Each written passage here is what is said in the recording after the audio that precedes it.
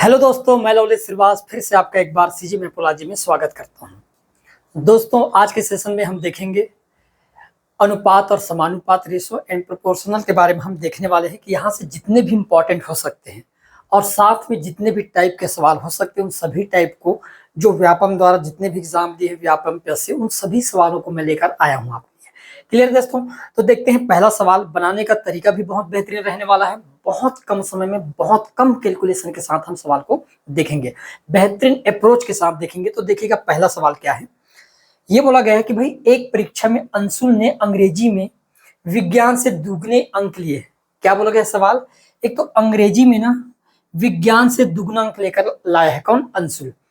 अंग्रेजी, विज्ञान तथा गणित में उसके कुल प्राप्तांक 180 थे बोला गया है। यदि अंग्रेजी तथा गणित में उसके प्राप्तांकों का अनुपात दे रखा है यहाँ पर 2:3 दे रखा है भाई। ठीक है। इंग्लिश हम लिख सकते हैं यहाँ पर कि भाई इंग्लिश और मैथ्स, ठीक है, इनमें जो उसका अनुपात है, ये अनुपात है हमारे पास यहाँ पर 2:3 के अनुपात में है। क्लियर है दोस्तों? यहाँ तक तो ठीक है, 2 और 3 के अनुपात में है। ठीक है भाई, 2 और 3 के अनुपात में है। क्या बोला गया कि अंग्रेजी में विज्ञान से दुगना अंक लाता है। यदि अंग्रेजी में 2 लाया है तो मेरे प्यारे भाई आप बोल सकते हो कि भाई विज्ञान में 1 लाया होगा, तब तो 1 का दुगना 2 होगा। क्लियर है? तो हम ये कह सकते हैं कि अब विज्ञान में 1, इंग्लिश में 2 और मैथ्स में उसका अनुपात क्या है? 3 है। ओवरऑल कितना होगा जोड़ने पर? तो हम कहेंगे 1, 2 और 3 को जोड़ेंगे तो हो जाएगा 6, और इस 6 की वैल्यू दे रखा है कितना? 180। ठीक है भाई, यहाँ पर जब 6 का मान 180 है तो 1 का मान कितना हो जाएगा? तो आपको फिर तो 30 हो जाएगा 30। आपको सवाल में पूछा क्या है कि विज्ञान में उसके प्राप्तांक कितने थे, तो विज्ञान में 1 भाग प्राप्तांक प्राप्त किया है, और 1 भाग की वैल्यू किसके बराबर है मेरे प्यारे दोस्तों? 30 के बराबर है। तो विज्ञान में अंशुल द्वारा जो प्राप्त अंक होंगे वो कितने के बराबर होंगे? 30 अंक के बराबर होगा, और यही हमारा क्या होगा यहाँ पर? करेक्ट आंसर होगा। क्लियर है भाई? आगे बढ़ते हैं, देखिएगा अगला सवाल। 3 अंकों का योग 136 है। ठीक है भाई, 3 अंकों का जो योग है 136 है।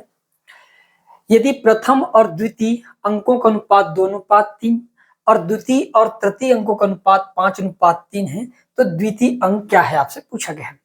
अब हम यहाँ पर क्या करेंगे, ध्यान समझना। मैं चाहता हूं कि एक तो पहला, दूसरा और तीसरा, ठीक है भाई, तीसरा, पहला और दूसरा का अनुपात दे रखा है यहाँ पर 2:3, ठीक है। फिर हमने बोले कि दूसरा और तीसरा का अनुपात दे रखा है यहाँ पर 5:3। ठीक है दोस्तों, हम क्या करेंगे, आगे इसको बढ़ा देते हैं। ये जो 3 है ना, इस 3 को आगे लिख देते हैं इस प्रकार से, और ये 5 है, इसको इधर बढ़ा देते हैं, तब हमारा क्या होगा? अनुपात बराबर हो जाएगा। क्लियर है? अब इतना करने से होगा क्या कि अब हम गुणा कर देंगे, तो ये हो गया 5 दूनी 10 अनुपात, ये हो जाएगा आपके पास 3 5 15 अनुपात, ये हो गया 3 तिया 9। क्लियर है भाई यहाँ तक? अब बोला गया कि इन तीनों अंकों का योग कितने के बराबर है? 136। तो हम क्या करते हैं, तीनों अंकों को जोड़ देते हैं। 10 और 15 कितना हो गया? 25। 25 में 9 जोड़ेंगे तो कितना हो जाएगा मेरे प्यारे दोस्तों? तो आप कहोगे भाई 34 हो जाता है, और ये 34 का मान दे रखा है कितना? 136 दे रखा है। कितना दे रखा है? 136। ठीक है, 136। आप ये देख पा रहे हैं कि 34 का यदि हम पहाड़ा पढ़े तो यूनिट डिजिट यूज कर सकते हैं। 4 चौके 16 आता है एक तो, है ना, लेकिन 4 चौके 16 में होगा क्या? 34 दूनी 68, और 68 दूनी होता है कितना? 136 होता है। तो मैं समझ गया कि यूनिट डिजिट के हिसाब से 4 गुना है। दोस्तों, यदि ये 4 गुना है तो हमको पूछा गया कि दूसरा अंक कितना होगा। तो भाई दूसरा अंक तो 15 भाग है। यदि एक भाग का मान 4 है तो 15 भाग का मान कितना हो जाएगा? तो आप कहोगे फिर तो 15 का गुणा 4 के साथ कर देंगे तो 15 चौक कितना हो जाएगा? 60। तो दूसरा अंक क्या होगा मेरे प्यारे दोस्तों? तो आप कहोगे 60 होगा। यही हमारा क्या होगा? Correct answer. ऑप्शन नंबर जो डी होगा ये हमारा क्या हो जाएगा? करेक्ट आंसर होगा। क्लियर है? अभी आप लोगों को समझ में कोई इश्यू तो नहीं है ना? हाँ, कहीं भी आपको दिक्कत हो तो कमेंट करके बताना कि मुझे समझ नहीं आ रहा है, या फटाफट, है ना, आप कोशिश किया करो कि खुद सवालों को बना पाओ। ठीक है, ज्यादा से ज्यादा प्रैक्टिस करना है, तब जाके सवाल बनेगा। अब देखो कितना सरल सवाल है कि यदि 14,000 रुपए को 7 और x और y के बीच 3 और 4 के अनुपात में बांट दिया जाए तो y को मिलेगा। बोला गया है कि y को कितना मिलेगा, ये हमसे पूछा गया है। फटाफट कमेंट करके बताओ दोस्तों, ये बस कुछ सेकंड का सवाल है ना, इसमें कुछ करने की जरूरत है नहीं, आप देखोगे और बन ही जाएगा। मैं चाहता हूं ये 3 और 4 है ना, इसको मैं दुगना कर देता हूं। ये 3 का दुगना कितना हो जाएगा 6, अनुपात 4 का दुगना कितना हो जाएगा मेरे प्यारे भाई 8। क्लियर है। मैंने जोड़ कर देखा 6 और 8 को जोड़ने पर कितना होता है, तो आप कहोगे 6 और 8 को जोड़ने पर हो जाता है 14 के बराबर। कितने के बराबर होता है 14 के बराबर। इसका मतलब मैं ये कह सकता हूं कि जो पहला भाग है ना, यहाँ पर 2 जीरो लगा देते हैं, 3 जीरो, ये हो गया 6000, यहाँ पर 3 जीरो लगा देते हैं, ये हो जाएगा मेरे प्यारे भाई 8000। अब बोला गया है तो y को कितना मिलेगा भाई, y का अनुपात आपके पास 8000 है, यही आपका क्या होगा करेक्ट आंसर। ऑप्शन नंबर जो बी होगा मेरे प्यारे दोस्तों, ये हमारा क्या हो जाएगा यहाँ पर करेक्ट आंसर होगा। क्लियर है भाई, आया समझ में। हमने क्या किया, सिर्फ मैनेज करने के लिए 3 4 था, चाहता तो मैं इस सवाल को ऐसे बना सकता था कि भाई 3:4 है ना, 3:4 ये x का है और ये y का है। हम इन दोनों को जोड़ दिए, 3 और 4 कितना हो गया, तो आप कहोगे फिर तो 7 होगा, और 7 का मान दे रखा है कितना 14000। अब जब 7 का मान 14000 है मेरे प्यारे भाई, तो 1 का मान कितना होगा, तो आप कहोगे फिर तो 1 का मान 2000 हो जाएगा। और जब 1 का मान 2000 है तो 3 का मान कितना हो जाएगा, तो आप कहोगे 3 दूनी 6000 हो जाएगा। ठीक है। और 4 का मान कितना होगा, 4 दूनी 8000 हो जाएगा। हमको पूछा था y का मान, तो y का मान क्या होगा 8000 होगा, यही हमारा क्या होगा यहाँ पर करेक्ट आंसर होगा। क्लियर है। देखिएगा अगला सवाल ये रहा, किसी पार्टी में लड़कों एवं लड़कियों का अनुपात क्रमशः 5:3 है। ठीक है, पार्टी में गए हुए होंगे, आप भी जाते हो पार्टी में, है ना। तो पार्टी में लड़कों और लड़कियों का अनुपात दे रखा है, और अनुपात कितने का है 5:3 का है। यदि पार्टी से 10 लड़के चले जाते हैं तथा लड़कियों का अनुपात, तो लड़के और लड़कियों का अनुपात 1:1 हो जाता है। बोला गया है यहाँ पर लड़के बस गए हैं, लड़कियां तो नहीं गई है ना। क्लियर है, समझ रहे हो मेरी बात। तो दोनों बराबर हो जाते, तो पार्टी में कुल कितने व्यक्ति थे, ये हमको क्या करना है फाइंड आउट करना है। मैंने ये कहा कि भाई पार्टी में कुछ बॉयज रहे होंगे, हमको नहीं पता, ठीक है, और कुछ गर्ल्स रहे होंगे, और इनके अनुपात दे रखा है। अनुपात क्या है भाई, तो पार्टी में 5 भाग बॉय थे और 3 भाग गर्ल्स। क्लियर है यहाँ तक। अब पूछा गया कि यदि पार्टी से 10 लड़के क्या होते चले जाते हैं, तो अनुपात इक्वल हो जाता है, मतलब 1:1। मेरे प्यारे भाई 1:1 हो रहा है, इसका मतलब एक चीज तो समझ रहे हो कि सिर्फ लड़के पार्टी से छोड़कर गए हैं ना। पार्टी छोड़कर कौन गए, लड़के गए, लड़कियां गए क्या, नहीं। तो लड़की यदि गए नहीं है तो लड़कियों की संख्या बराबर होना चाहिए कि नहीं। यदि पहले मान लो 3 भाग या 3 लड़की रही होगी, तो अब भी 3 होना चाहिए। इसका मतलब 1:1 होने का मतलब है कि अब इसको मैं 3:3 लिख सकता हूँ। ठीक है, ठीक है ना भाई। क्यों ऐसा किए, क्योंकि लड़की के संख्या में कोई चेंजेस नहीं हो, तो 3 का 3 ही लिखेंगे। अब हम लिख देंगे यहाँ पर इसको भी, लड़के वाले पार्ट को भी 3। ऐसा क्यों किए, क्योंकि पहले 3 भाग लड़की, अब भी 3 भाग, पहले 5 भाग लड़के थे, 10 लड़के गए तब 3 भाग लड़के बचे। इसका मतलब मैं कह सकता हूं कि भाई 2 भाग लड़के गए, और इस 2 भाग की वैल्यू कितने के बराबर है, तो आप कहो कि 10, क्योंकि 10 लड़के छोड़कर गए हैं। पूछा गया कि प्रारंभ में, तो मेरे प्यारे दोस्तों आप एक चीज बताओ, प्रारंभ में टोटल 10 भाग थे, 8 भाग थे, 5 और 3 8 भाग थे। जब 2 भाग का मान 10 है तो 8 भाग का मान कितना होगा, तो हम कह सकते हैं 2 भाग का मान 10 है, इसका मतलब 1 भाग का मान 5 के बराबर होगा कि नहीं होगा, होगा भाई। 1 भाग का मान 5, हमको तो 8 भाग का मान निकालना, तो 8 पंचे कितना हो जाएगा 40। तो पार्टी में शुरू में ना लड़के और लड़कियों का कुल मिलाकर संख्या कितने के बराबर था, 40 के बराबर था। यही हमारा क्या होगा करेक्ट आंसर होगा। क्लियर है भाई। ऐसे आपको सवाल क्या करना है, बनाना है।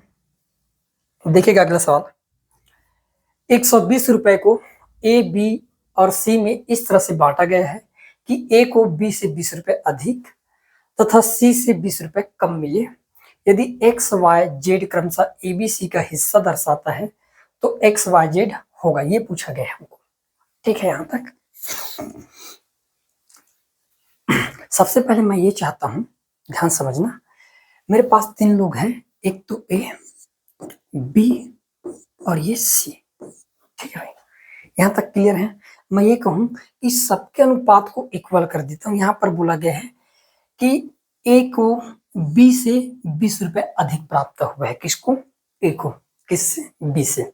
ठीक है, तथा सी से 20 रुपए कम मिले हैं, मतलब सी को सबसे ज्यादा मिला है ना, उसके बाद ए को मिला है और सबसे कम मिला है बी को। क्लियर है दोस्तों, यहां तक तो ठीक है ना, क्योंकि यहाँ पर बोला गया ना कि ए को बी से 20 रुपए अधिक मिला है लेकिन सी से 20 रुपए कम मिले हैं। तो मैं चाहता हूं तीनों पार्ट को इक्वल कर दूं। यदि तीनों पार्ट को इक्वल कर दूं तो क्या होगा भाई, मैं तीनों को सेम पैसा देना चाहता हूं, इसमें क्या इशू है, मुझे तो इतना ही पैसा देना है। तो समझ नहीं आ रहा होगा, मेरी बात ध्यान समझना। चलो हम ये बोल देते हैं कि भाई मान लो बी को x रुपए मिला होगा तो ए को इससे 20 रुपए ज्यादा मिलेगा, मतलब x प्लस कितना करोगे आप, 20 कर दोगे कि नहीं कर दोगे, ठीक है। फिर बोला गया है कि सी से इसको 20 रुपए कम मिला है, इसको 20 रुपए कम मिला है, तो मैं लिख सकता हूँ सी को x प्लस फिर तो 40 मिला होगा। ठीक है भाई, यहाँ तक आपके हिसाब से मैंने ये चीज देख लिया कि भाई बी को ए को बी से 20 ज्यादा मिला लेकिन ए को सी से 20 कम मिला है।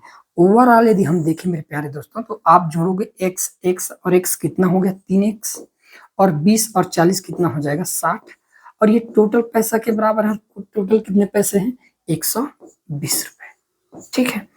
3x प्लस 60 की वैल्यू आ गया 120 रुपए। तो मैं ये कह सकता हूँ यदि 60 का पक्षांतर कर देंगे तो 60 घट जाएगा 120 में से, तो बचेगा कितना, फिर तो 60 ही बच जाएगा। तो x का मान कितना होगा, तो आप कहोगे फिर तो 20 रुपए होगा, ठीक है। x का मान आ गया 20 रुपए, हमको क्या निकालना है, अनुपात निकालना है। तो मैं ये कह सकता हूँ कि यदि x का मान 20 रुपए है तो उस हिसाब से a को कितना मिला होगा, तो आप कहोगे फिर तो a को मिलेगा x का 20 और ये 20 टोटल कितने के रुपए मिल जाएगा 40 रुपए, b को केवल 20 रुपए और ये 20 और 40 कितना हो जाएगा, तो आप कहोगे फिर तो 60 रुपए हो जाएगा। अनुपात पूछा तो 20 से काट देंगे, 20 से काटेंगे तो 20 दूनी 40, ये 20 से कम 20 और ये हो जाएगा 20 दिया 60। तो मेरे प्यारे भाई ए बी और सी के राशियों का जो अनुपात होगा ये क्या होगा, 2:1:3 होगा। यही हमारा करेक्ट आंसर होगा, 2:1:3। ऑप्शन नंबर जो सी होगा मेरे प्यारे भाई ये आपका क्या होगा, यहाँ पर राइट आंसर होगा। ठीक है भाई, देखिएगा अगला सवाल। 600 रुपए को इस तरह विभाजित किया जाता है ताकि पहले हिस्से का 1/4 गुना, दूसरे हिस्से के 1/5 गुना और तीसरे हिस्से के 1/3 गुना एक समान हो। तो दूसरे हिस्से का मूल्य क्या है, हमको क्या करना है, फाइंड आउट करना है। ठीक है, तो मैं ये लिख सकता हूं कि भाई पहले हिस्सा, मान लेते पहले हिस्सा हमारे पास ये पहला हिस्सा है और पहले हिस्से का कितने गुना 1/4 गुना, मतलब 1/4 का गुना करूंगा तो मैं डायरेक्ट लिख दिया 1/4 बराबर है, बोला गया बराबर लिख देते हैं दूसरे हिस्से का कितना भाई, तो दूसरे हिस्से का 1/5, मतलब डायरेक्ट लिख दे रहा हूं मैं 1/5 ऐसे। बराबर तीसरे हिस्सा का कितना 1/3 बोला गया है, 1/3 मतलब हम डायरेक्ट लिख सकते हैं यहाँ पर ये 3 और ये तीनों के तीनों आपस में कैसे बराबर है। यदि बराबर है तो मैं कह सकता हूँ कि a का 4 भाग, पहले का 4 भाग, दूसरे का 5 भाग और तीसरे का 3 भाग है टोटल अमाउंट। क्लियर है। यदि मैं इन तीनों को जोड़ दूं तो आप कहोगे 4, 5, 9 और 3 कितना होता है 12 और 12 की वैल्यू दे रखा है मेरे प्यारे भाई यहाँ पर 600 के बराबर। ठीक है, जब 12 की वैल्यू 600 है तो 1 की वैल्यू कितने के बराबर होगा, तब तो कहोगे 1 की वैल्यू हो जाएगा 50 रुपए के बराबर। हमसे पूछा क्या है कि दूसरे हिस्से का मूल्य, तो मेरे प्यारे भाई दूसरा हिस्सा है कितना, तो आप कहोगे 5 भाग है। 1 भाग का मान 50 है तो 5 भाग का मान कितना हो जाएगा, तो मैं 50 का गुना कर देता हूँ, 5 और 50 का गुना कर देंगे तो कितना हो जाएगा 250 रुपए और यही होगा दूसरे हिस्से का मान। ऑप्शन नंबर जो बी होगा मेरे प्यारे दोस्तों ये आपका क्या होगा, यहाँ पर करेक्ट आंसर हो जाएगा। क्लियर है। ऐसे आपको क्या करना है, सवालों को बनाना है ना, बहुत आसानी से बनाना है। और ठीक है ना भाई, ज्यादा कैलकुलेशन नहीं करना है, क्योंकि जितना लेंदी आप कैलकुलेशन करते जाते हो सवाल उतना ही आपसे बिगड़ना चालू हो जाता है। ठीक है, देखिएगा अगला सवाल। यदि 782 रुपए को 3 भागों में 1/2 अनुपात 2/3 अनुपात 3/4 के रूप में अनुपात में विभाजित किया जाता है तो प्रथम भाग है हमसे पूछा गया। हमने क्या की, हम एक चीज तो कर सकते हैं ना कि ये 1/2 अनुपात 2/3 अनुपात 3/4। अब हम क्या करेंगे मेरे प्यारे भाई, नीचे वाले जो अनुपात है इसका एलसीएम निकाल लेंगे। तो आप कहोगे 2, 3 और 4 के एलसीएम कितना होगा, तो मैंने कहा फिर तो 12 हो जाएगा। कितना हो जाएगा 12। क्लियर है। अब हम क्या करते हैं, पहले वाले अनुपात में जो नीचे में 2 है, 2 से हम भाग लगा देंगे किसको, 12 को। तो 2 से 12 कितने बार में कटेगा, आप कहोगे 6 बार में, और 6 का गुणा 1 के साथ कर देंगे तो हो जाएगा 6, 6 कम 6।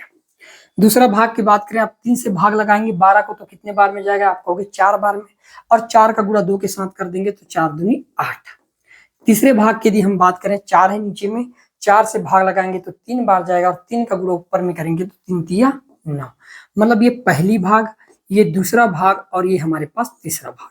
इनका डायरेक्ट अनुपात मिल गया कितना, 6, 8 और 9 के रूप में। हमको पूछा गया है कि 782 रुपए को डिवाइड करना है और निकालना प्रथम भाग का है। तो हम सभी को जोड़ देंगे, 9 8 होता है 17, 17 और 6 कितना होता है 23। मतलब टोटल 23 भाग में बांटना है किसको, 782 रुपए को। और हमको कितने भाग का निकालना है, प्रथम भाग, और प्रथम भाग है कितना मेरे प्यारे भाई, तो आप कहोगे भाई 6। क्लियर है। अब हम 23 का पहाड़ा पढ़ देते हैं। 23 का पहाड़ा पढ़ेंगे तो आप कहोगे 23 कम 23, 23 दिया कितना होता है, तो 69 होता है ना। 78 था, हमने 69 तक के पढ़ लिए, बचेगा कितना, तो आप कहोगे फिर तो 9 बच गया, और उतार देंगे कितना, 2 बचे उसको। 23 दूनी 46, और 46 दिया कितना 92 हो जाता है, डायरेक्ट कर रहा हूँ तो 4 बार में कट गए, 34 बार में। क्लियर है। अब 34 का गुणा हमको किसके साथ करना है, 6 से, तो यूनिट डिजिट का यूज कर लेते हैं। 6 चौक 24, इकाई अंक पर क्या आना चाहिए आपके पास, 4, या गुणा भी कर लेंगे, कोई सुनिए। 34 गुणित यदि हम 6 करते हैं तो आप देख पाओगे, 6 चौक 24 की 4, हाथ के 2, है ना। 6 या 18 और 2 कितना हो जाएगा, 20। मेरे प्यारे भाई, पहले भाग का जो मान होगा ये 204 के बराबर होगा। यही हमारा करेक्ट आंसर होगा। ऑप्शन नंबर जो ए होगा मेरे प्यारे दोस्तों, ये हमारा क्या हो जाएगा, यहाँ पर राइट आंसर हो जाएगा। क्लियर है। देखिएगा अगला सवाल। एक राशि ए, बी और सी को, ये अनुपात कर लेना है ना, 3 लोग है ना, ए, बी और सी है, तो 2:5:9 के अनुपात में बांटा गया है। यदि ए का हिस्सा 2500 रुपए है तो कुल राशि क्या, हमसे पूछा गया। ठीक है भाई। अब ऐसे सवाल ना एकदम बेदर्दी तरीके से काटना है ना, ऐसे सवालों को तो छोड़ना ही नहीं है। जैसे आप करते हो ना खाने पीने के जैसा रहता है, तो एकदम भूख लगा रहता है तो हम टूट पड़ते हैं, बिल्कुल वैसे ये जो सवाल है ना, बहुत सिंपल सवाल है। इनका ऐसा काटने का तरीका होना चाहिए कि देखने वाला भी शर्मा जाए। ठीक है, एकदम बेदर्दी से, जिसको कहते हैं ना हम, उस अंदाज में सवालों को क्या करना है, बनाना है। अब मेरे पास है भाई 2:5:9 के अनुपात में, मैं डायरेक्ट लिख देता हूं इसको कि भाई ए अनुपात बी अनुपात सी। इनका अनुपात दे रखा है 2:5:9 दे रखा है। हमको पूरे का मान पूछा गया है, पूरे का मान, योग पूछा गया, तो हम सबको जोड़ देंगे। तो आप कहोगे 2 5 हो गया कितना, 7, 7 और 9 कितना हो गया, तो मैं समझ गया, फिर तो हो गई 16। ठीक है भाई, हमको 16 भाग का मान निकालना है, इतना तो तय है। एक चीज बोला गया कि ए का हिस्सा 2500 है, मतलब इस 2 की जो वैल्यू है ना, ये 2500 के बराबर दे रखा है। ठीक है मेरे प्यारे दोस्तों, जब 2 का वैल्यू 2500 के बराबर है, तो एक चीज बताओ, क्या 2 का 8 गुना नहीं है 1600? भाई 2 का 8 गुना कितना होता है, 1600। तो हम भी क्या कर देंगे, यहाँ पर 8 गुना कर देते हैं। 8 गुना करने पर क्या हो जाएगा, तो आप कहोगे 25 अट्ठे कितना होता है, 200, डायरेक्ट लिख दिए, और ये 2 जीरो और लगा देते हैं तो कितने के बराबर हो जाएगा, तो आप कहोगे भाई फिर तो ये 20,000 के बराबर हो जाएगा। और यही हमारा करेक्ट आंसर होगा, क्योंकि कुल राशि पूछा गया है। कुल राशि कितना होगा मेरे प्यारे दोस्तों, 20,000 के बराबर होगा। आया भाई समझ में। मैंने क्या किया कि यहाँ पर 2 भाग है ना, 2 भाग का मान दे रखा है कितना, 2500 दे रखा है। अब जबरन के इसको मैं काटना नहीं चाहता, मुझे निकालना था 16 भाग, तो मैंने क्या किया, इसमें 8 का गुना कर दिया। 8 का गुणा करने से 8 दूनी कितना होता है, ये 16 होता है ना। तो यहाँ पर भी 8 का गुणा करना पड़ेगा, और 8 का जब गुणा कर दूंगा तो ये कितना हो जाएगा मेरे प्यारे दोस्तों, तो आप कहोगे फिर तो ये 20,000 के बराबर होगा, और यही हमारा क्या होगा, करेक्ट आंसर हो जाएगा। क्लियर है। देखिएगा अगला सवाल। बोला गया है कि ए की आय का 5% बी के है ना आय के, बी की आय के 15% के बराबर है, और बी की आय का 10% सी की आय के 20% के बराबर है। यदि सी की आय 2,000 रुपए है तो तीनों की कुल आय कितनी है, ये हमको क्या करना है, फाइंड आउट करके बताना है। अब मैं चाहता हूं कि ये परसेंट ना रहे, है ना, क्योंकि ये परसेंट देखने में ऐसा लगता है कि हाई कैलकुलेशन, तो हम क्या कर देते हैं, इसको छोटा कर देते हैं। 5 से कटेगा भैया, 5 एकम 5, और ये कट गया 5 दिया 15। ठीक है, ये भी 5 से कट जाएगा आपके पास, 5 दूनी 10, और ये हो जाएगा आपके पास, ये तो मैं 10 से काट देता है ना, 10 से काट देता हूँ, 10 से काटेंगे 10 एकम 10, और ये कट जाएगा आपके पास 10 दूनी 20। ठीक है यहाँ तक है ना। इसको 5 से और इसको 10 से इसलिए क्योंकि ये दोनों के बीच कंपेयर हो रहा है, ए और बी के बीच कंपेयर हुआ और वो बी और सी के बीच। तो अपनी मर्जी से बड़े अंक से आप क्या कर सकते हो, काट सकते हो। अब मुझे ये समझ आ गया कि ए की आय का 1 भाग और बी की आय के 3 भाग के बराबर है। इसका मतलब मैं अल्टरनेट लिख सकता हूँ ए अनुपात बी अनुपात, डायरेक्ट लिख देता हूं मैं सी। यहां पर मैं समझाना चाहूंगा आपको कि भाई ए और बी यदि है, ए और बी का अनुपात, तो हम क्या करेंगे, बी का कितना 3 भाग, तो बी के 3 भाग को हम ए में रखेंगे और ए के 1 भाग को हम बी में रख देंगे। क्लियर है। उसी प्रकार बी अनुपात सी की यदि बात हो रहा है तो अब देखो बी का सी के साथ है ना, बी का 10% है तो 10% 1 भाग है तो 1 को हम सी में रखेंगे और सी के 2 भाग हैं तो इसको हम कहां पर रख देंगे, यहां पर रख देंगे बी की जगह। क्लियर है दोस्तों, आया समझ में। ऐसा क्यों किए भाई, क्योंकि सिंपल सी बात है, गुणक केस में होता क्या है, मैं ये कहूंगा कि ए का 1 बराबर बी के कितने के बराबर है, 3 के बराबर। तो आप पक्षांतर करोगे, आप अब जब पक्षांतर करोगे तो मैं लिखूंगा ए बटे बी और ये 3 तो रहेगा ही, ये गुणा में 1 पक्षांतर करने पर आ जाएगा भाग में, तो आप देख पाओगे कि ए का 3 और बी का 1, जैसा कि यहाँ पर मैंने लिखा। तो जब भी इस टाइप से आए तो ज्यादा कैलकुलेशन नहीं करना, सिंपल सोचना है, आप इसको अल्टरनेट चेंज कर देना है, 1 3 है इसको 3 1 बना देना है, जैसे मैं वहां पर बना दिया। क्लियर है। अब मैं डायरेक्ट लगा देता हूँ कि ए का 3 अनुपात ये बी का 1 और फिर बी का है आपके पास 2 और ये लग दिया मैंने यहाँ पर 1। क्लियर है मेरे प्यारे भाई। अब ध्यान से देखना, अब हमारे पास वही प्रोसेस है जो हम पहले भी करते थे, है ना। इस 1 को यहाँ पर बढ़ा देंगे और इस 2 को इधर आगे बढ़ा देंगे, तो आप देख पाओगे गुणा करेंगे तो ये 3 दूनी 6 भाग, अनुपात ये हो गया 2 एकम 2 भाग और ये हो जाएगा आपके कम 1 एकम 1 भाग। क्लियर है। यहाँ पर बोला गया है कि सी की आय कितना दे रखा है, 2000 रुपए दे रखा है। भाई एक का मान डायरेक्ट हमको दे रखा है 2000, हमको निकालना है पूरे का मान, तीनों का मान, तो तीनों का मान 6 और 2 कितना हुआ 8, 8 और 1 कितना हुआ 9 भाग, मतलब मुझे 9 भाग का मान निकालना है, इतना तो तय होगा। एक चीज बताओ, एक भाग की वैल्यू कितना दे रखा है मेरे प्यारे भाई, तो आप कहोगे 2000 दे रखा है। जब एक भाग का मान 2000 है तो 9 भाग का मान कितना हो जाएगा, तो आप कहोगे फिर तो 9 दूनी 18,000 के बराबर होगा। कितने के बराबर हो जाएगा, 18,000 के बराबर। हमको तीनों का आय कुल मिलाकर पूछा गया है, तो आपका करेक्ट आंसर क्या होगा, ऑप्शन नंबर जो सी होगा, ये हमारा क्या होगा यहाँ पर राइट आंसर होगा। क्लियर है। ठीक है, देखिएगा अगला सवाल। 5783 रुपए को राम, श्याम और अशोक के बीच इस प्रकार बांटा जाता है कि यदि उनके हिस्सों से क्रमशः 28 रुपए, 37 और 18 रुपए कम कर दिए जाए तो उनकी राशि का अनुपात 4:6:9 है। तो राम का हिस्सा क्या है, एक चीज बताओ, टोटल अमाउंट जो है ना, ये 5783 रुपए है और इसी को हमको बांटना है कितने लोगों में, राम, श्याम और अशोक, ये 3 लोगों में। क्लियर है। बोला गया है कि यदि मैं मान लो राम के हिस्से से 28 कम कर दूं, श्याम के हिस्से से 37 कम कर दूं और अशोक के हिस्से से 18 कम कर देता हूं, तब जाके मुझे ये वाला अनुपात मिलता है 4:6:9 का। यदि कम नहीं करूंगा तो अनुपात मिलेगा नहीं। तो मैं सबसे पहले क्या करूंगा, टोटल अमाउंट में से इन तीनों को जोड़कर घटा देते हैं। तो आप कहोगे 28, 37 और 18 तीनों को जोड़ लेना है। जोड़कर देखो कितना होता है, 8 7 15, 8 कितना हो गया, 15 8 हो गया 23 की 3 हाथ का ही हमने कर दिए 2, 1 3 4, 4 2 6, 6 और 2 कितना हो गया, तो 8। कितना कम करना है भाई, 83।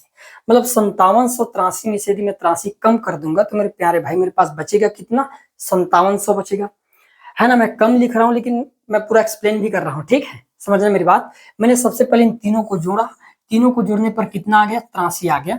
अब हम क्या कर देंगे, कम करेंगे, जैसे ही कम करेंगे तो हमको राम, श्याम और अशोक इन तीनों के अनुपात के बराबर राशि प्राप्त हो जाएगी। 4 अनुपात, ये 6 अनुपात और ये है 9, ठीक है।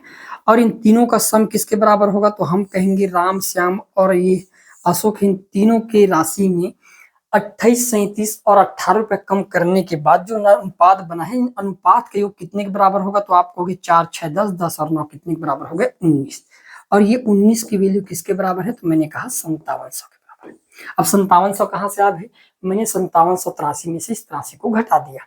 तो मैं एक चीज समझ गया कि फिर तो एक की वैल्यू 19 दिया, 57 मतलब कितने के बराबर है, 300 के बराबर है। क्लियर है दोस्तों। आपको पूछा गया है राम का हिस्सा, राम का हिस्सा 4 भाग है, जब एक भाग का मान 300 है तो 4 भाग का मान कितना होगा मेरे प्यारे भाई, तो आपको भी 4 दिया 1200 और यही हमारा क्या होगा यहाँ पर करेक्ट आंसर होगा। क्लियर है, आया भी समझ में। तो राइट आंसर क्या हो जाएगा यहाँ पर,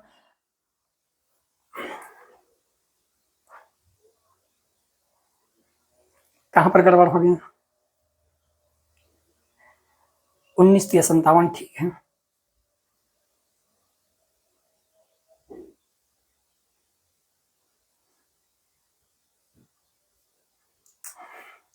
कितना आ जाएगा इसमें? 1200 आएगा। ऑप्शन नंबर ही कर लेना। कितना आ जाएगा? 1200 रुपये। यही क्या होगा? करेक्ट आंसर होगा। ठीक है भाई, आगे बढ़ते हैं। ऑप्शन में मिस्टेक हो गया। कितना आएगा आपके पास? 1200 आंसर आना चाहिए, तभी इसका आंसर क्या होगा? तभी ये सही होगा।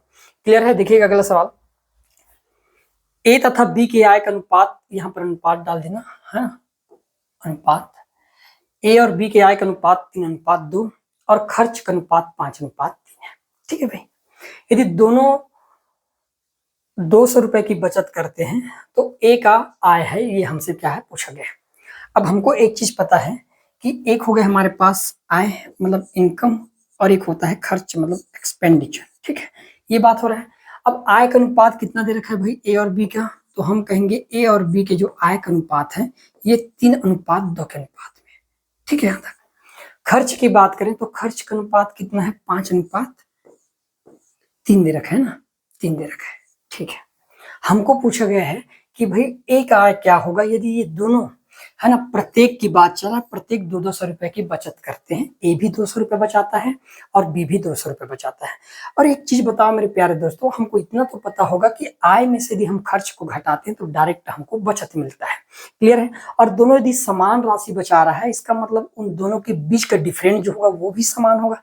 यदि दोनों समान है तभी तो रुपए समान प्राप्त हो रहा है, समान बचा रहे हैं ना। यदि मान लो रेशो अलग अलग होता, इसका मतलब ये होता कि ये दोनों अलग अलग राशि बचाते। हो सकता था ए 200 बचा रहा है, बी 300 रुपए बचा रहा है, तब हम कह सकते हैं कि अब उनके बीच की जो राशि अंतर आएगा ना, है ना, जब हम आय में से खर्च को घटाने के बाद जो हमारे पास बचत का अनुपात आएगा वो अलग अलग आता है, ये हम कह सकते थे। लेकिन यहाँ पर सेम बचा रहे हैं, ए भी 200 रुपए बचा रहा है और बी भी। यदि ऐसा है तो हम कह सकते हैं इनके बीच का जो डिफरेंट आएगा वो भी सेम आएगा, सेविंग जो आएगा वो सेम आना चाहिए। तो मैंने कहा सेविंग फिर तो सेम के अनुपात में आना चाहिए। ठीक है भाई, अब सेम आएगा कैसे? तो हम क्या करेंगे, इसके लिए एक ही तरीका है मेरे प्यारे दोस्तों, हमेशा याद रखना। नीचे में जो डिफरेंट है उसका गुणा ऊपर में कर दो और ऊपर में जो डिफरेंट है उसका गुणा नीचे में कर दो, ये तरीका होता है। तो मैं समझ गया 5 और 3 में डिफरेंट कितने का है? तो 5 और 3 में डिफरेंट यहाँ पर 2 का है। 3 और 2 में डिफरेंट कितने का है? 1 का। 1 का गुणा यदि मैं नीचे में करूंगा तो अनुपात में कोई चेंजेस नहीं आएगा, लेकिन 5 और 3 में जो 2 का अंतर है इसका गुणा ऊपर में कर दूंगा तो चेंजेस तो आएगा। तो 2 का गुणा कर देंगे तो हो जाएगा कितना? ये 2 3 6 और ये हो गया 2 दूनी 4। मेरे प्यारे दोस्तों ध्यान से देखना, 6 में से 5 घटाने पर बचेगा कितना? 1 अनुपात। 4 में से 3 घटाऊंगा तो बचेगा कितना? 1। मतलब जो सेविंग का अनुपात आया वो इक्वल आ गया। और दोनों ने एक एक भाग बचाए हैं और दोनों के एक एक भाग की वैल्यू कितने रुपए के बराबर है? तो हम समझ गए कि यहाँ पर 200 रुपए के बराबर है।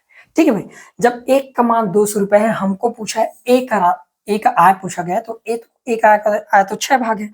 6 भाग का मान क्या होगा? यदि एक भाग का मान 200 है तो 6 भाग का मान कितना हो जाएगा? तो हम इसमें 200 का गुणा कर देते हैं तो 6 दूनी कितना हो जाएगा मेरे प्यारे दोस्तों? तो आपको फिर तो 1200 रुपए हो जाएगा और यही होगा ए का आय। करेक्ट आंसर क्या हो जाएगा यहाँ पर? ऑप्शन नंबर जो डी होगा ये हमारा क्या होगा? राइट आंसर होगा। क्लियर है भाई? आया समझ में? ऐसे सवालों को क्या करना है? डील करना है। देखिएगा नेक्स्ट सवाल, ए तथा बी के खर्च का अनुपात 3:2 है। ठीक है, ये खर्च का अनुपात है। 3000 रुपए को उनको मध्य बराबर वितरित किया जाता है। यदि ए 600 रुपए की बचत करता है तो बी का बचत होगा, ये हमसे पूछा गया है। यहाँ पर खर्च का अनुपात दे रखा है। एक चीज बताओ, यहाँ पर ये बोल दिया गया कि दोनों को समान मात्रा में वितरित किया जाता है, बराबर बराबर बांटा जाता है ए और बी को। भाई मेरे पास ए और ये बी को यदि मैं 3000 को बराबर बराबर बांटना चाहूँ तो आप कहोगे कि भाई 1500 ए को मिलना चाहिए और 1500 बी को मिलना चाहिए। ठीक है भाई, यहाँ तक मैंने बराबर बराबर बांट दिया 3000 को। ठीक है, अब बोला गया है कि यदि ए कितना बचाता है? 600 रुपए बचाता है। मैंने कहा यदि ये इनकम है, ठीक है, और यदि मैं कहूँ ये सेविंग है, हम क्या निकालेंगे? जब हमको खर्च निकालना रहेगा तो हम आय में से बचत को क्या करेंगे? घटाएंगे। आय माइनस बचत बराबर क्या प्राप्त होगा? हमको खर्च ही प्राप्त होगा भाई। होगा कि नहीं होगा? होगा भाई। तो हमने क्या किए, ए ने 600 रुपए का क्या किया? बचत। तो मैं एक चीज तो समझ गया, इनकम था उसका 1500, 600 रुपए यदि बचाता है इसका मतलब 900 रुपए क्या किया होगा? ये खर्च किया होगा। एक्सपेंड किया होगा, मानते हो आप इस चीज को। 900 रुपए क्या किया, खर्च किया है। हमको बोलना है कि बी का बचत क्या होगा, ये ज्ञात करना, ये वाला पार्ट हमको ज्ञात करना है। मेरे प्यारे दोस्तों ध्यान समझना मैं क्या करना चाहता हूं। अब हमको इनके खर्च का अनुपात भी दे दिया गया है। भाई ए जो है 3 भाग खर्च करता है और बी 2 भाग। यदि एक्सपेंड की बात करूं तो एक्सपेंड की यदि हम बात करें तो ये 3 भाग खर्च करता है और ये 2 भाग खर्च करता है। ध्यान समझना। अब देखो 3 का कितने गुना है, ये 3 गुना है, 300 गुना है। 3 का 300 गुना कितना होता है, 900। तो 2 का 300 गुना कितना हो जाएगा, तो आप कहोगे फिर तो ये 600 होगा। यदि अब मैं कहूं कि जो बी है ये 600 रुपए खर्च करता है तो बचाएगा कितना 15 में से, तो हम कहेंगे घटा देंगे 1500 में से 600 घटाएंगे तो बचेगा कितना, 900 बच जाएगा। और यही क्या होगा मेरे प्यारे भाई, यहाँ पर आपका करेक्ट आंसर। तो बी के जो बचत होगा ये कितने के बराबर होगा, 900 रुपए के बराबर होगा। ऑप्शन नंबर जो बी होगा ये हमारा क्या होगा, करेक्ट आंसर हो जाएगा। क्लियर है। दूसरा चीज, यदि हम ऐसा ना बनाते तो कैसा बनाते हैं, तो ध्यान समझना मेरी बात। इसको मैं दूसरे तरीके से भी बना सकता हूं। हमारे पास आय का मतलब क्या होता है, तो आप कहोगे भाई आय मतलब ये होता है, आय बराबर हम लिख सकते हैं बचत और खर्च को जब जोड़ते हैं, बचत प्लस खर्च को, तब हम कहेंगे क्या है, ये आय। ठीक है, बचत और खर्च को जोड़ेंगे तो क्या प्राप्त होगा, हमको आय प्राप्त होगा। अब हमारे पास खर्च का अनुपात दे रखा है, ध्यान समझना मेरी बात। यहाँ पर खर्च का अनुपात दे रखा है, खर्च का अनुपात दे रखा है ए और बी के बीच। क्या दे रखा है भाई अनुपात, तो मैंने कहा 3:2। ठीक है, तो बचत का अनुपात क्या होगा, यदि उन दोनों की राशि, यदि उन दोनों के आय सेम है तब के केस में नियम लागू होगा। इतना याद रखो, बहुत सरल तरीका है। मैंने क्या कहा कि दोनों के यदि आय इनकम बराबर है, एक जैसा है, तब ये नियम आंख बंद करके लगा देना, कोई इशू नहीं आएगा। अब ध्यान समझना, मैं क्या चाहता हूं कि भाई खर्च और बचत जो होंगे एक दूसरे के व्युत्क्रमानुपाती हो जाएंगे, मतलब 2 भाग ये बचाएगा और ये 3 भाग ये बचाएगा। अब मैं कहूंगा कि 3 2 5 भाग इनकम ए का और 2 और 3 5 भाग बी का। अब यहाँ पर बचत के रूप में ए का बचत दे रखा है 600। भाई 2 का मान यदि मेरे पास 600 है, 2 का मान कितना दे रखा है भाई, 2 का मान दे रखा है यहाँ पर 600। ध्यान समझना, 2 का मान यदि 600 है तो आप कहोगे 3 गुना है, 300 गुना है, तो यहाँ पर 3 का 300 गुना कितना हो जाएगा, तो आप कहोगे 900। तो बचत कितना होगा बी का, तो 900। ऐसे भी हम सवाल को क्या कर सकते थे, बना सकते थे। क्लियर है दोस्तों। तो हमारा करेक्ट आंसर क्या होगा, ऑप्शन नंबर जो बी होगा मेरे प्यारे भाई, ये हमारा यहाँ पर राइट आंसर हो जाएगा। ठीक है, देखिएगा अगला सवाल। इस्माइल और पूजा के पास 7:3 के अनुपात में कुछ पैसे थे। ठीक है, इस्माइल के पास 7:3 के अनुपात में कुछ पैसे थे। इस्माइल के पास 490 रुपए थे। इस्माइल के पास 490 रुपए थे। पूजा के पास पैसे केवल 10 रुपए के सिक्कों में है ना। पूजा के पास जितने भी अमाउंट है ना, वो सिर्फ 10-10 रुपए के सिक्कों के रूप में ये बोला गया है। तो पूजा के पास कुल कितने सिक्के हमको पूछा गया है। अब मैं कहूं कि यदि मैं बात करूं इस्माइल की, इस इस्माइल की यदि मैं बात करूं है ना, यदि मैं इस्माइल की बात करूं तो आप कहोगे फिर तो इस्माइल की जो राशि है ये 7 भाग है। इस्माइल की राशि कितना है, 7 भाग, और पूजा के पास 3 भाग है। और 7 भाग की वैल्यू दे रखा है यहाँ पर कितना, 490 रुपए के रूप में दे रखा है। क्लियर है दोस्तों। तो 1 भाग की वैल्यू कितने के बराबर होगा, तो आप कहोगे 7 ही 7 49, मतलब 70 रुपए के बराबर होगा। अब मैं बात करूं पूजा की, तो पूजा के पास कितने राशि है, तो आप कहोगे पूजा के पास है टोटल 3 भाग राशि। जब 1 भाग का मान 70 है तो 3 भाग का मान कितना हो जाएगा, तो 7 31, तो आप कहोगे फिर तो 210 रुपए होंगे। पूजा के पास 210 रुपए है, और पूजा के पास 210 रुपए, और जितने भी रुपए है वो सब सिक्कों में है। और कितने रुपए के सिक्के, 10 रुपए के। तो यदि हम नंबर ऑफ सिक्का निकालना चाहें, नंबर ऑफ कॉइन, तो अब हम क्या करेंगे, नंबर ऑफ कॉइन निकालने के लिए एक ही चीज करेंगे भाई, टोटल अमाउंट में से एक अमाउंट का जो प्राइस है ये कितने का है, 10 का, भाग दे देंगे। तो आप कहोगे कितने सिक्के होने चाहिए, उसके पास 21 सिक्के होने चाहिए। तो हमारा करेक्ट आंसर क्या होगा दोस्तों, ऑप्शन नंबर जो सी होगा मेरे भाई, ये आपका क्या होगा यहाँ पर राइट आंसर हो जाएगा। क्लियर है। ठीक है, देखिएगा अगला सवाल। एक थैली में समान संख्या में 1 रुपए, 50 पैसे और 25 पैसे के सिक्के हैं। ठीक है ना। यदि इन सिक्कों का कुल मूल्य 35 रुपए है तो प्रत्येक सिक्के की संख्या होगी, ये आपसे पूछा गया है। अब आपके पास, आपके माइंड में एक चीज आएगा कि यदि मान लो कुल मूल्य दिया है तो आप क्या करना, इन अनुपातों को, है ना, अनुपात जो भी दिया रहेगा उसको आप किस में कन्वर्ट करोगे, मूल्य में कन्वर्ट करने की कोशिश करना। जैसे मेरे पास समान मात्रा में सिक्के हैं, है ना, तो उनका अनुपात एक जैसे होगा क्योंकि सभी सेम है ना। जितने 1 रुपए के सिक्के हैं उतने ही 50 पैसे के सिक्के हैं और उतने ही 25 पैसे के सिक्के हैं, तो मैं कह सकता हूँ कि उनकी संख्या तो समान है। क्लियर है, सिक्के की संख्या क्या है, समान है। तो हम क्या करेंगे, उसको डायरेक्ट रुपए में कन्वर्ट कर लेंगे तो हमारा काम क्या होगा, आसान हो जाएगा। अब ध्यान से देखना कि मैं कैसे कन्वर्ट करता हूँ। यहाँ पर मेरे पास है एक तो 1 रुपए, 1 रुपए, फिर मेरे पास है 50 पैसे के, और फिर मेरे पास 25 पैसे के। ठीक है भाई, यही है। क्लियर है, ठीक है।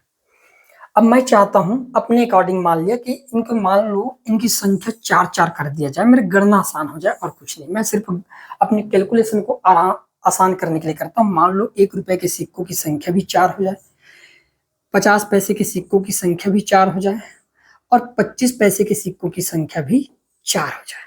ठीक है।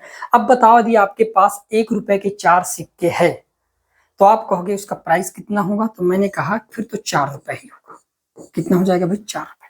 भाई 1-1 रुपए के आपके पास 4 सिक्के, इसका मतलब आपके पास 4 रुपए है। यदि मैं कहूं कि आपके पास 50 पैसा मतलब 8 आना, आना जानते हो ना, है ना, पहले चलता था। अब 50 पैसा मतलब 8 आना के 4 सिक्के हैं, तो हमको पता है कि 2 50 पैसे मिलकर 1 रुपए बनाता है, तो यहाँ पर 4 50 पैसे, तो ये दोनों मिलकर 2 रुपए बना लेगा। क्लियर है भाई। उसी प्रकार 25 पैसे 4 आना, है ना, हमको पता है 16 आना का 1 रुपए। अब 4 आना के 4 सिक्के हैं, हमको पता है 4 आना के 4 सिक्के मिलकर 1 रुपए बनाते हैं, तो मैं कह सकता हूँ कि इसका प्राइस फिर होगा कितने के बराबर, तो हम कहेंगे भाई 1 रुपए के बराबर। हमने क्या किए, हमारे पास जो भी पैसा, हमको नहीं पता कि वो कितने सिक्के हैं, लेकिन इतना मान लिया कि हमारे पास 4-4 के रूप में, क्योंकि हमें अपने गणना को बिल्कुल दशमलव वशमलव लाना नहीं चाहते भाई, कुल मिलाकर ये है। तो हमारे पास इनका जो मूल्य आया 4 2 1 आया, तो टोटल मूल्य कितना हुआ जोड़ने पर, तो आप कहोगे 4 2 1 6, 6 और 1 कितना हो जाएगा, तो आप कहोगे 7।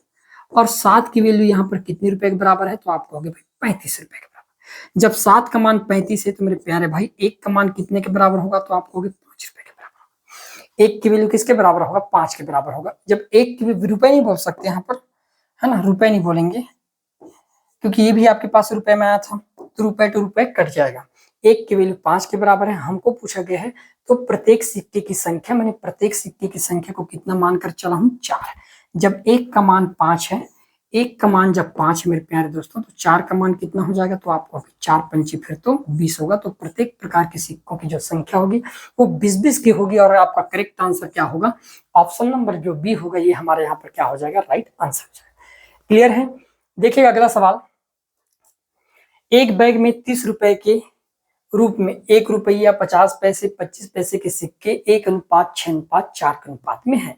बैग में कितने 25 पैसे के सिक्के हैं।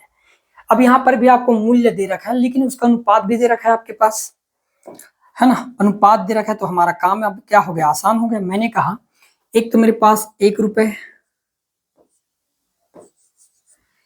एक हमारे पास 50 पैसे, और एक हमारे पास 25 पैसे, इन्हीं मानों के सिक्के हैं।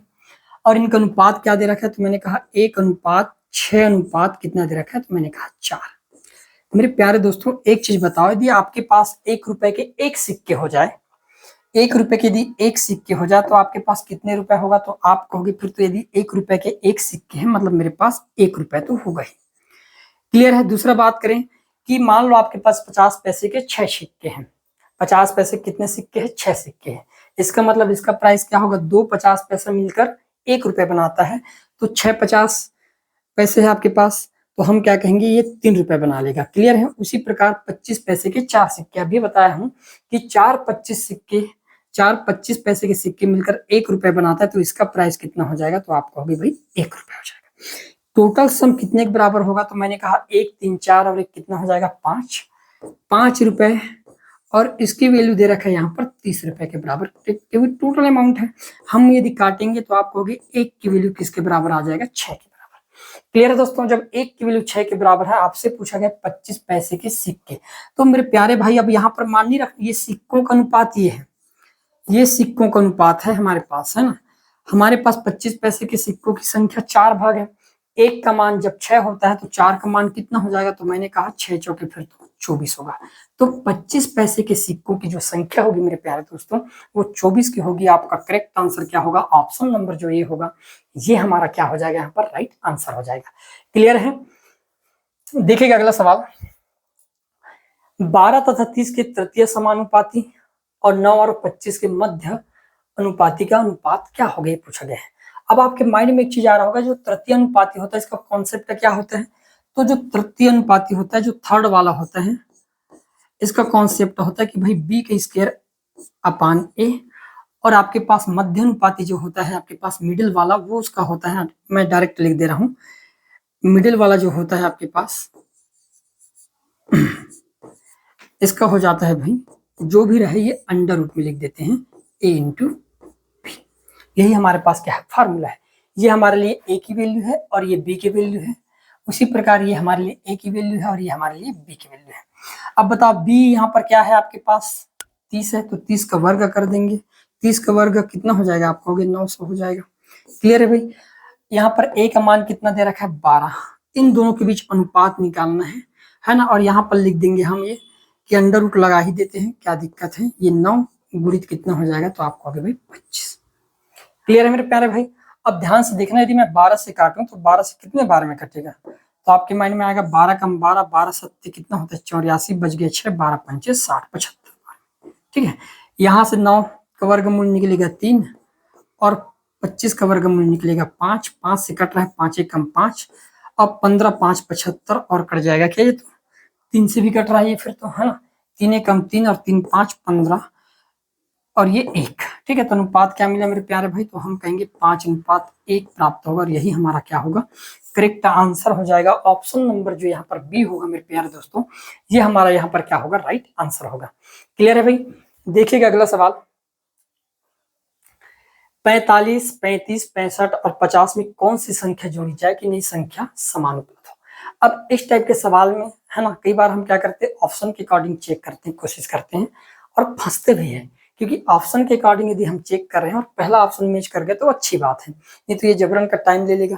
तो मैं क्या करूंगा, यहाँ पर ध्यान समझना, मैं सबको काट देता हूँ क्योंकि कट रहा है ना। यदि मैं 5 से काट दूं तो आप कहोगे ये 9 बार में कट जाएगा। ये 5 से काट दूंगा तो 7 बार में कट जाएगा। ये 5 से काट दिया तो 13 बार में कट जाएगा और ये 5 से काट देंगे तो 10 बार। अब याद रखना, आप काटे किससे हो, 5 से काटे हो। क्लियर है दोस्तों यहाँ तक। अब मैंने क्या किया कि ये लिख दिया 9, 7 और इधर लिख देता हूँ इसको 13 और ये 10। ठीक है, इतना लिख दिया मैंने, क्योंकि समानुपाती बनाना है ना। सबसे पहले 9 और 7, उसके बाद 13 और 10 कर दिया हमने। अब हम क्या करते हैं, त्रिया गुणा चला देते हैं ऐसे बस। तो आप देख पाओगे कि ये हो गया 13 7 91 और ये हो जाएगा 9 10 90। मेरे प्यारे दोस्तों, घटाओ कितने का अंतर है, तो आप कहोगे 1 का, और 1 का अंतर आया तो 1 का मान किसके बराबर होना चाहिए, 5 के बराबर होना चाहिए। लेकिन यहाँ पर माइनस लेना है क्योंकि ये बड़े अंक है, बड़े अंक ज्यादा, इसलिए माइनस ले लेंगे। तो हम क्या करेंगे, इसका डायरेक्ट जो आंसर होगा माइनस का क्या हो जाएगा, 5 होगा। ये वाले 5 को लिया हूं क्योंकि मैं 5 से काट दिया था, आया कितना 1, लेकिन 1 तो नहीं आना चाहिए, है ना भाई, क्योंकि हम उसको 5 से काटे हैं तब जाकर 1 आया है। यदि 5 से नहीं काटते तो कुछ और आता। लेकिन बस अपने गणना के लिए, तो 1 का मान किसके बराबर हो जाएगा मेरे प्यारे भाई, -5 के बराबर। करेक्ट आंसर क्या होगा, ऑप्शन नंबर बी, और इससे सरल तरीका आपको नहीं मिलने वाला। क्लियर है भाई। देखिएगा अगला सवाल, दो प्राकृतिक संख्याओं की योग, अंतर तथा गुणनफल 7:1:24 के अनुपात में है, तो इन संख्याओं के घनों का योग क्या होगा, ये पूछा गया है। अब दो प्राकृतिक संख्या है, यहाँ पर देखकर हमको एक चीज तो समझ आ गया कि भाई यदि मैं कहूं कि ये जोड़ है 7:1 कितना होना चाहिए, 24। ठीक है। यदि 4 और 3 करता हूं तो अंतर भी 1 आएगा, 4 3 7 भी हो जाएगा और 4 3 12 होता है, गड़बड़ हो गया तो इसको दुगना कर देते हैं। तो मैंने क्या कहा कि भाई हमारे पास पेयर क्या के लिए थे, हम 3 और 4 के, यही पेयर लिए थे, क्योंकि 3 और 4 को जोड़ने पर 7, 3 और 4 में अंतर 1 का, इतना काफी था। लेकिन यहाँ पर 24 में मैच नहीं किया क्योंकि 3 चौक 12 होता है, वहां पर दिया गया 24। तो हम क्या करेंगे, इस अंक को दुगना कर देंगे, ये कर लेते हैं 6 और ये कर लेते हैं 8। अब तो क्लियर है। अब आप जोड़कर देखो कितना होगा, तो आप कहोगे 6 और 8 को जोड़ दिया जाए तो हो गया भाई 14। 6 और 8 में अंतर करेंगे तो अंतर हो जाएगा 2 का। ठीक है। और 6 और 8 का गुणा करेंगे तो 6 8 48। क्लियर है मेरे प्यारे दोस्तों। अब यदि मैं 2 से काट के देखता हूं तो मेरा आंसर बिल्कुल परफेक्ट आता है। ये 2 से काटने पर 7 बार में, 2 से काटने पर 1 बार में, और 2 से काट दूंगा तो ये 24 बार में। मतलब मुझे समझ आ गया कि वो जो संख्या था वो कौन कौन सा था, 6, 8 था। क्लियर है। मुझे पूछा गया है इन संख्याओं के घनों का योग। तो हम क्या करेंगे, एक तो हमारे पास 6 का घन कितना होता है, तो आप कहोगे 6 का घन होता है भाई 216, और एक होता है 8, 8 का घन कितना होता है, तो मैंने कहा 512 होता है। तो मैंने कहा 6 और 2 हो गए 8, यूनिट डिजिट में है 8, कहीं एक ही जगह पर है। ऑप्शन नंबर जो डी होगा मेरे प्यारे भाई, ये मेरा क्या हो जाएगा, यहाँ पर करेक्ट आंसर हो जाएगा। क्लियर है। आगे बढ़ते हैं। यहां पर दिए रखा है कि ए अनुपात फिर बी प्लस सी का मान 1 अनुपात 2 है, सी अनुपात ए प्लस बी का मान 3 अनुपात 4 है, तो बी अनुपात ए इज इक्वल, तो बी अनुपात ए किसके बराबर है, ये पूछा गया। अब हमारे पास है क्या कि एक तो ए अनुपात यहाँ पर ब्रैकेट कर दिया गया है कितना, बी प्लस सी, और इसका मान कितना दे रखा है, 1 अनुपात 2 दे रखा है। ठीक है। दूसरा बात यदि हम करें, सी अनुपात क्या दे रखा है, तो हम कहेंगे ए प्लस बी, और इसका मान कितना दे रखा है, तो मैंने कहा 3 अनुपात 4 दे रखा है। मुझे निकालना है बी अनुपात ए का मान। मेरे प्यारे भाई एक चीज बताओ, यहाँ पर वही तीनों एबीसी है, यहाँ पर भी वही तीनों एबीसी है, दिखाई दे रहा है। मतलब मैं ये कह सकता हूँ किसी अमाउंट को 3 लोगों में बांटूं, है ना, 3 लोगों में यदि हम बांटे, इसको 10 दे दिए, बी को 20 दे दिए, सी को 30 दे दिए, इस प्रकार से, और फिर मैं सेकंड टाइम उनके पैसों को लेकर फिर से अलग अलग अनुपात में बांटू, तो आप एक चीज कहोगे, बांट तो आप 3 ही लोगों में हो, उतने ही लोग वही 3 लोगों में बांट रहे हो। यदि 3 लोगों में बांट रहा हो तो अमाउंट तो सेम होगा ना भाई, अमाउंट अलग अलग कैसे होगा, अमाउंट अलग अलग हो ही नहीं सकता। तो यहाँ पर देखो ए बी और सी टोटल जो सम होगा, ये 1 और 2 टोटल कितने के बराबर होगा, मैंने कहा 3 के बराबर टोटल अमाउंट। यदि मैं यहाँ पर देखो ए बी और सी इन तीनों का टोटल सम किसके बराबर है, तो आप कहोगे 7 के बराबर, 4 3 7। भाई अमाउंट अलग अलग क्यों हो रहा है, अमाउंट को तो एक जैसे होना चाहिए। अब एक जैसे नहीं तो एक जैसे बनाएंगे कब, हम इस ऊपर में 7 का गुणा कर देते हैं और नीचे में 3 का गुणा कर देंगे, अब तो बन जाएगा। ये हो जाएगा आपके पास 7 21, और ये भी हो जाएगा आपके पास 7 21। मतलब पहले 3 लोगों में भी मैं 21 रुपए को बांटा, बाद में जब उनको क्रम को चेंज कर दे तो भी मैं 21 रुपए को बांट रहा हूँ। तो जब यहाँ पर 7 का गुणा किए तो यहाँ पर भी 7 का गुणा कर देते हैं। 7 का गुणा करने पर ये हो जाएगा 7 एकम 7, और ये हो जाएगा 7 दूनी 14। यहाँ पर 7 का गुणा करेंगे तो ये हो जाएगा आपके पास, सॉरी यहाँ पर 3 का गुणा करना है, 3 3 9, और ये हो जाएगा आपके पास 3 चौके 12। क्लियर है मेरे प्यारे दोस्तों। हमको पूछा गया है बी अनुपात ए। एक चीज बताओ, यहाँ पर ए का डायरेक्ट मिल गया मुझे कितना, 7। मुझे तो निकालना क्या है, बी अनुपात ए निकालना है। ए का मैं पा गया, ए का कितना है 7। अब निकालना क्या है मुझे, तो एक ही ऑप्शन है यहाँ पर, ऑप्शन नंबर सी यदि यूज करना चाहते तो, क्योंकि ए बी अनुपात ए पूछा और ए का मान 7 मिल गया, तो मैं तुरंत यहीं से बना लेता। क्लियर है। लेकिन चलो देखते हैं, यहाँ पर सी का मान मिल गया 9। अब यदि एक चीज बताओ, सी का मान 9 है तो यहाँ पर भी सी का मान 9 होगा क्या, और बी और सी का टोटल जोड़ 14 है, इसका मतलब मुझे यहाँ पर 5 जोड़ना पड़ेगा। 5 और 9 कितने के बराबर हो जाएगा, तब कहोगे कि भाई ये 14 के बराबर होगा। इसका मतलब बी की वैल्यू किसके बराबर है दोस्तों, 5 के बराबर। आपका करेक्ट आंसर क्या हो जाएगा, 5 अनुपात 7 जो होगा, ये हमारा यहाँ पर क्या होगा, राइट आंसर होगा। क्लियर है। देखिएगा अगला सवाल, आज का लास्ट सवाल है। ए अनुपात बी का मान दे रखा है 3 अनुपात 2, बी और सी का 5 अनुपात 6। हमको ए बी सी का मान निकालना है, कुछ नहीं करेंगे यहाँ पर। ए अनुपात बी अनुपात सी, इस टाइप के जब सवाल आए तो बहुत सिंपली बना लेना है, 3 अनुपात 2, और ये हो जाएगा 5 अनुपात 6। ठीक है। हम क्या करेंगे, यहाँ पर 2 को आगे बढ़ा लेते हैं और 5 को इस साइड बढ़ा लेते हैं। तो आप कहोगे कि ये हो गया 5 या 15, 5 दूनी 10 और 6 दूनी 12। तो अनुपात क्या हो जाएगा मेरे प्यारे भाई, 15 अनुपात 10 अनुपात 12 जो होगा, इसका करेक्ट आंसर होगा ऑप्शन नंबर बी जो होगा, ये हमारा क्या होगा, करेक्ट आंसर होगा। तो ये रहा अनुपात समानुपात के कुछ मोस्ट इंपॉर्टेंट क्वेश्चन, है ना। कल के सेशन में हम कोई नए चैप्टर से के साथ चालू करेंगे। अब एग्जाम ज्यादा दूर बचा नहीं है, तो बिल्कुल ना कंटिन्यू प्रैक्टिस करते रहना है। जो आपके न्यूमेरिकल के यदि मान लो 80 क्वेश्चन आते हैं मैथ्स रीजनिंग करके, तो उसमें आपके कम से कम 75 तो आने ही चाहिए। ये कम से कम की बात करें, ज्यादा से ज्यादा तो आप ला सकते हो। क्लियर है। ये कब आएगा, जब आप कंटिन्यू प्रैक्टिस करोगे तब। क्लियर दोस्तों, धन्यवाद। बाकी फिर नेक्स्ट क्लास में देखेंगे।